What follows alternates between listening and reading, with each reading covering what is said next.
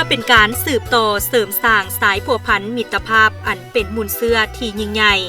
ความสามัคคีพิเศษการหัวมือหอบด้านระหว่างสองภาคสองรัฐสองกองทัพและประชาชนสองชาติลาวเวียดนามให้เจริญงอกงามขึ้นอย่างบ่หยุดยัง้งการพบปะแลกเปลี่ยนมิตรภาพป้องกันชาติอยู่เขตชายแดนลาวเวียดนามแม่นหนึ่งในหลายเหตุการณ์ที่สำคัญซึ่งแสดงให้เห็นถึงเจตจำนงและความมุ่งมั่นอันแห่งกล้าของสองกองทัพลาวเวียดนาม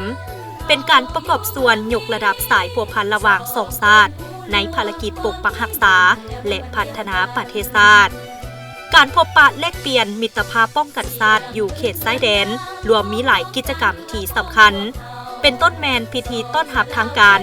ห่วมปลูกต้นไม้มิตรภาพพิธีวางศิลาฤกษ์การก่อสร้างการเยี่ยมยามบรรดากลุ่มกองทหารชายแดนการสรุปถอดถอนบทเรียนการแหกเสี่ยวของสองเมืองชายแดนการพบปะแลกเปลี่ยนมิตรภาพป้องกันชาติอยู่เขตชายแดนลาวเวียดนามครั้งที่3จะจัดขึ้นในระหว่างวันที่9-10 กรกฎาคม 2026อยู่ที่ด่านน้ำอ่อนเมืองไสจำพรแขวงบริคำไซสาธารณรัฐประชาธิปไตยประชาชนลาวด่านแทงทุยตาแสงกินบางแขวงเงอันสาธารณรัฐสังคมนิยมเวียดนาม